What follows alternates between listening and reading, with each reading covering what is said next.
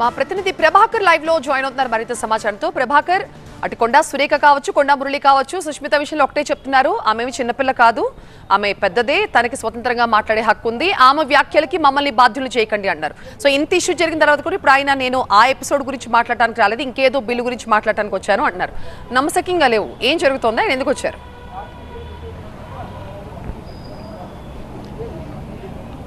ఎట్టి పరిస్థితుల్లోనూ నమ్మశక్యంగా లేదు. ఎందుకంటే ఇంత పెద్ద వివాదం నడుస్తుంటే కొండా మురళి అనే వ్యక్తి ఒక చిన్న బిల్లు కోసం బట్టి విక్రమార్క దగ్గరికి ప్రజాభవన్లోకి ఒక ప్రభుత్వంలో నెంబర్ 2గా ఉన్న వ్యక్తి దగ్గరికి వచ్చి అడుగుతాడు అనుకోవడం అయితే డెఫినెట్గా నమ్మశక్యంగా లేదు. సో ఈ అంశంలో తప్పనిసరిగా కొండా సురేఖ అంశం డిస్కస్ చేశారు, కొండా సుష్మిత వ్యవహారం డిస్కస్ చేశారు, పార్టీ నిన్న ఇచ్చిన క్రమశిక్షణ కమిటీ నివేదిక పైన డిస్కస్ చేశారు. సో ఒక మీడియేషన్ అయితే జరుగుతుంది. సో దీనికి సంబంధించిన చర్చలు జరుగుతున్నాయి.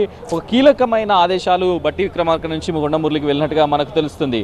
సో ఈ అంశంలోనే కొంత సంయమనం పాటించాలని బట్టి విక్రమార్క కొండా మురళికి చెప్పినట్టుగా తెలుస్తుంది. ఖర్గేను కలిసిన అంశాలను కూడా కొండా మురళి బట్టికి వివరించినట్టుగా తెలుస్తుంది. ఖర్గేను కలిసిన టైంలో కొండా సురేఖతో ఏం మాట్లాడారు, ఏం డిస్కస్ చేశారు, వీటన్నిటిని కూడా డిస్కస్ చేసినట్టుగా తెలుస్తుంది. ఈ మీటింగ్లో అటు రాజగోపాల్ రెడ్డి, ఉత్తమ్ కూడా ఉన్నట్టుగా సమాచారం అయితే అందుతుంది. సో ఈ బిల్లు వ్యవహారం కాకుండా డెఫినెట్గా కొండా వివాదం చుట్టూనే ఈ మొత్తం అంశం అంతా తిరిగినట్టుగా, ఈ మీటింగ్ అంతా కూడా జరిగినట్టుగా స్పష్టంగా అర్థమవుతుంది. ఒక రాయబారం అయితే జరుగుతున్నట్టుగా స్పష్టంగా అర్థమవుతుంది. కొండా సురేఖ ఏమో వరంగల్లో ఉన్నారు, కొండా మురళి ఏమో బట్టి విక్రమార్కతో భేటీ అయ్యారు. సో ఈ అంశం మొత్తం కూడా ఒకవేళ ఖర్గేని కలిసిన తర్వాత ఖర్గే ఏమైనా బట్టిని కలవమని సూచించారా, అధిష్టానం నుంచి ఏమైనా కమాండ్స్ అందాయా అనేది అయితే చూడాల్సి ఉంది. ఇంకా రాజగోపాల్ రెడ్డి లోపలే ఉన్నారు. శ్రీధర్ బాబు మీటింగ్కి వచ్చినప్పటికీ కూడా శ్రీధర్ బాబు లోపల వరకు వెళ్ళలేదు. ఆ లోపే మీటింగ్ అయితే ముగిసింది, శ్రీధర్ బాబు కూడా వెళ్ళిపోయారు.